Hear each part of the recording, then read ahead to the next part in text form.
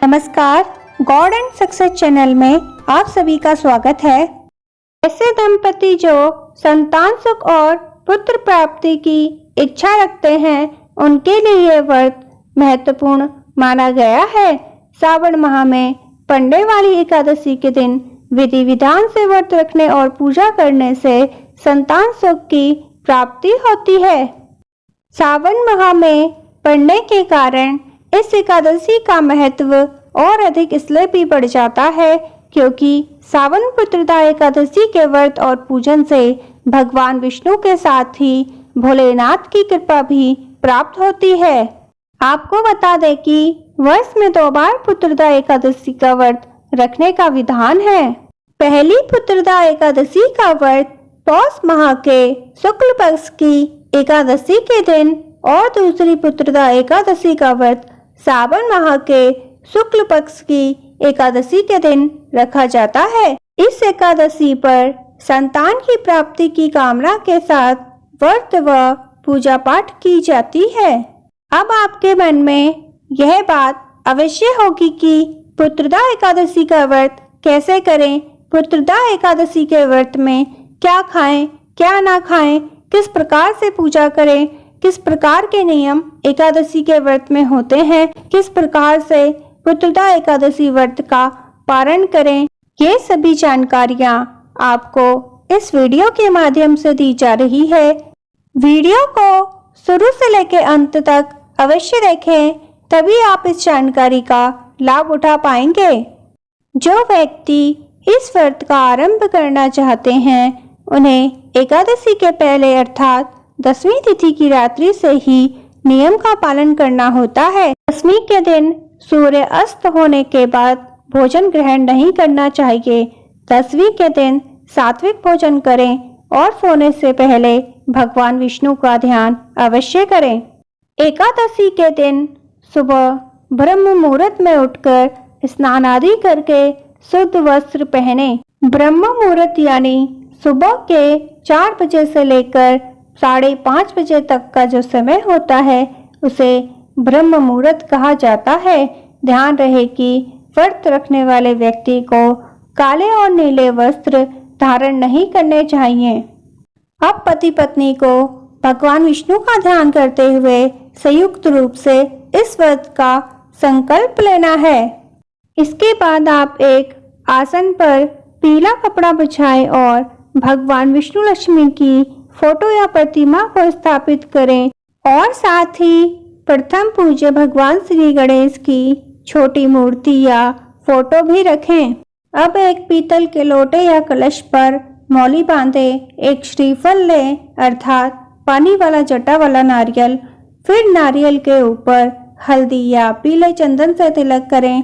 अब एक पीला कपड़ा लपेटें और ऊपर से मौली बांधें।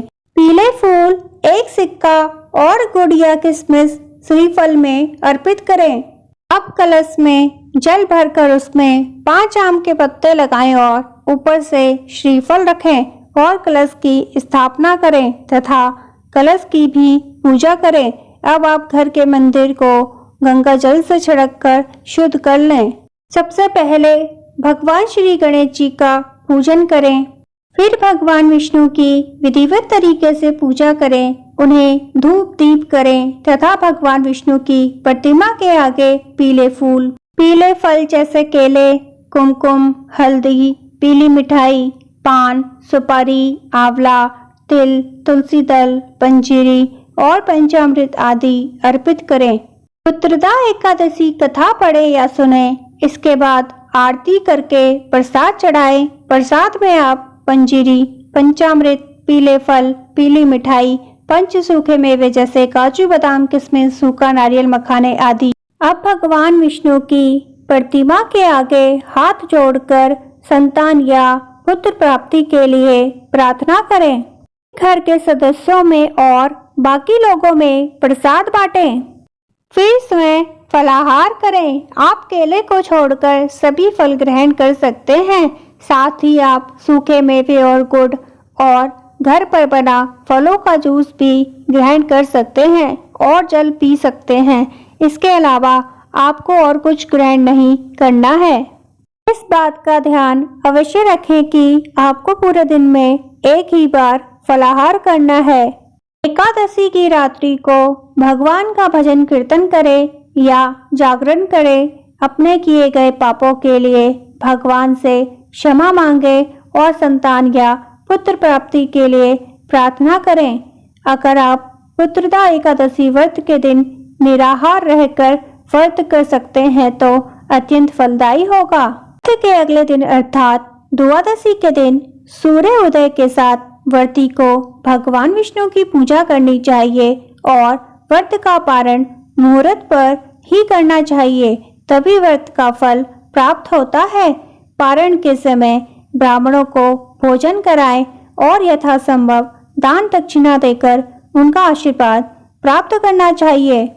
इसके बाद प्रसाद ग्रहण कर व्रत खोल लेना चाहिए।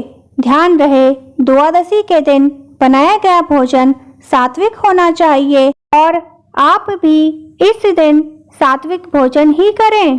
पुत्रदा एकादशी पर इन बातों का रखें ध्यान।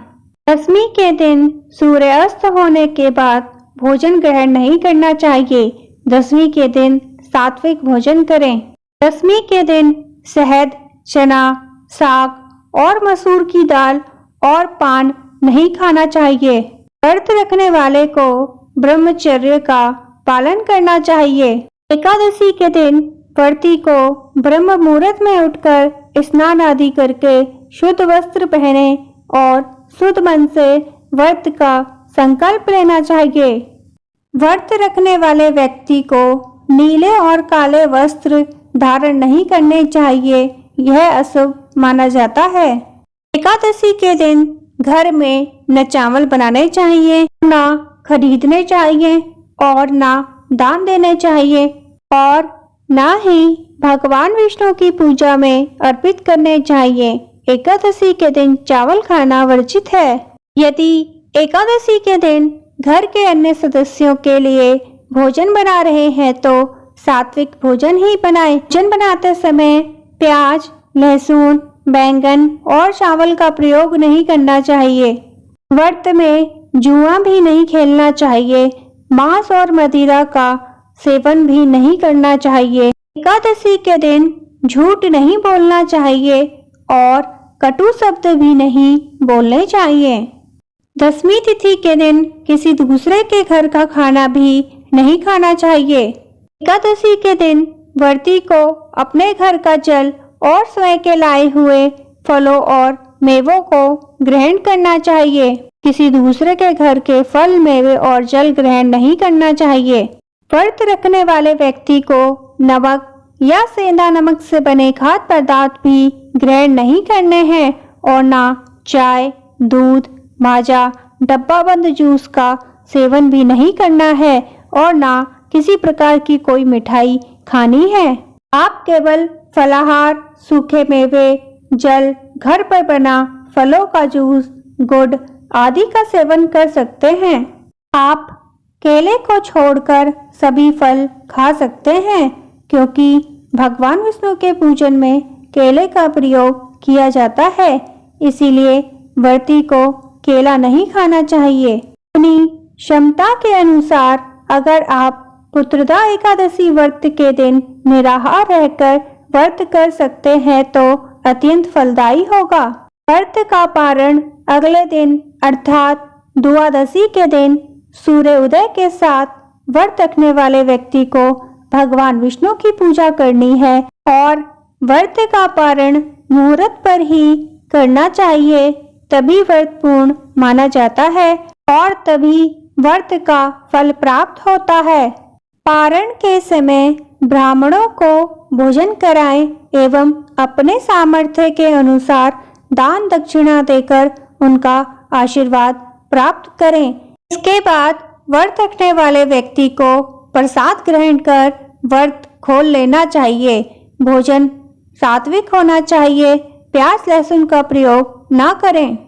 तुलसी के पत्ते एकादशी के दिन भूलकर भी ना तोड़े। एकादशी के एक दिन पहले अर्थात दशमी तिथि के दिन तोड़कर रख लें।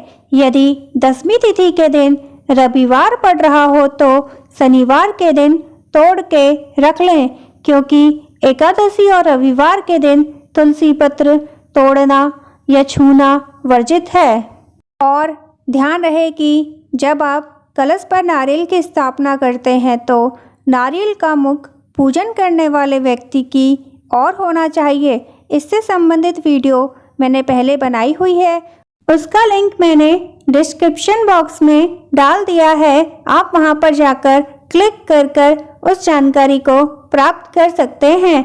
यदि दी गई जानकारी आपको अच्छी लगी हो तो वीडियो को लाइक कीजिए, चैनल को सब्सक्राइब कीजिए, ये वीडियो अधिक से अधिक लोगों तक शेयर कीजिए ताकि सभी लोगों तक ये जानकारी पहुंच सके और सभी लोगों को इस जानकारी का लाभ प्राप्त हो सके।